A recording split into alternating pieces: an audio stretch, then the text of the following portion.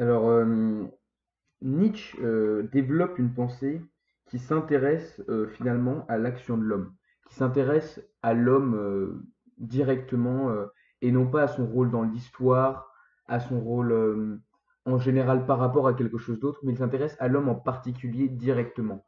Il voit toute sa philosophie vient répondre, à mon avis, n'est-ce pas, à la question du que faire, que faut-il faire? Et il va lui donner une réponse qui ne va pas être une réponse concrète, mais une manière de concevoir ce qu'il faut faire. Il apporte des enseignements philosophiques sur cette question, je pense, du que faut-il faire. Et pour ça, alors pour comprendre ce que faut-il faire, il commence Nietzsche par regarder le rôle de la morale dans le passé. Par exemple, Socrate disait qu'instinctivement l'homme pense toujours faire le bien. Et bon bah on reviendra dessus, mais Nietzsche est globalement d'accord avec ça. Mais pour lui, le bien, alors, pour lui, le bien correspond à la volonté de puissance. Et donc pour lui, l'homme pense toujours suivre sa volonté de puissance pour Nietzsche, mais on va dire que c'est plus ou moins la même idée. Et alors, vu que l'homme pense toujours faire le bien, et pour savoir ce qu'est le bien, durant des siècles et des siècles, il s'est appuyé sur un formidable outil qui est la morale, qui en gros lui a donné les grandes lignes qui vont lui permettre de justement savoir ce qu'il faut faire. Et dans son œuvre, Nietzsche va complètement remettre en question ces notions de bien, de mal, et comprendre en quoi elles ne poussent pas l'homme à faire quelque chose qui est bon pour lui. Et c'est justement, et pour faire ça, pour justement voir que cette morale qui lui a porté, qui lui a expliqué ce qui était bien pour lui, lui a en fait, d'après Nietzsche, pas expliqué ce qui était bien pour lui, mais ce qui était bien pour protéger les plus faibles d'entre nous. On va essayer d'éclaircir tout ça.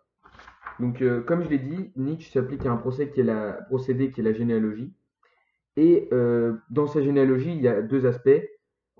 L'aspect historique et l'aspect psychologique. On va davantage s'intéresser pas à l'aspect psychologique. Mais pour l'aspect historique, pour en dire deux mots, je pense que, en gros, la morale judéo-chrétienne, qu'il critique, qu'il va critiquer justement dans cet audio, je vais expliquer, c'est plutôt la morale judéo-chrétienne, qui vient en réponse à la morale gréco-romaine. Donc cette morale judéo-chrétienne est une morale faible qui vient en réponse en boomerang à la morale aristocratique gréco-romaine qui était forte. Pour l'aspect psychologique, donc que je vais expliquer maintenant, Nietzsche pense qu'il y a des personnes faibles et des personnes fortes. En gros. Là, je dis de manière grossière sa pensée, mais j'éclaircirai tout ça dans les audios qui viendront. Une personne faible n'est capable que d'idées faibles, car les idées ne sont pas transcendantes, libres, mais elles émanent d'un corps, d'une personnalité particulière. C'est un point très très important dans la philosophie de Nietzsche. Le rôle du corps est très important. Quelqu'un qui fait du sport n'aura pas les mêmes idées qu'une même personne qui reste affalée sur sa chaise toute la journée. Alors justement, à partir de cette idée du corps, Nietzsche pense que pour comprendre le quoi, donc l'idée, il faut plus s'intéresser au qui, la personne. Pour comprendre une idée, il faut s'intéresser plus à la personne qu'à l'idée en elle-même, car elle est toujours un symptôme de cette personne-là. Cette manière de penser est reprise en littérature par le critique littéraire Sainte-Beuve notamment, au XIXe siècle, et en philosophie par René Girard, Le désir mimétique, ou de nos jours par le grand philosophe Michel Onfray. Donc je reviens, avec le christianisme, les faibles ont réussi à prendre le pouvoir dans la société, et donc à pouvoir décider d'établir une morale qui vient les protéger. Pourquoi est-ce qu'ils ont fait cette morale-là? Parce qu'ils sont faibles, donc ils font une morale faible. Alors, comment est-ce qu'ils s'y sont mis? Ils ont fait en sorte que le mal, c'est la force, qui est méchante car elle attaque la faiblesse indirectement, en fait, cette force le faible est une victime collatérale du fort, ce n'est pas la victime, ce n'est pas l'objectif du fort. Mais j'essaie d'aller vite. Donc, par exemple, le loup est méchant car il mange l'agneau, et l'agneau, qui est le faible ici dans ce cas de figure, pense que le bien correspond aux valeurs qui le protègent, car il est incapable de se protéger par lui-même. Donc il a besoin des autres qui le protègent pour lui. Donc il va établir des valeurs comme la compassion, l'humilité, le pardon, l'austérité, l'ascèse, la gentillesse, la modestie, l'altruisme.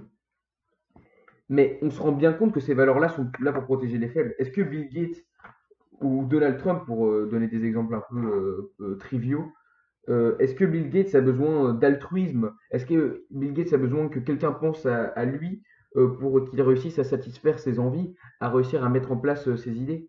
Non, car il a assez de force pour convaincre les gens et que les gens veuillent le suivre.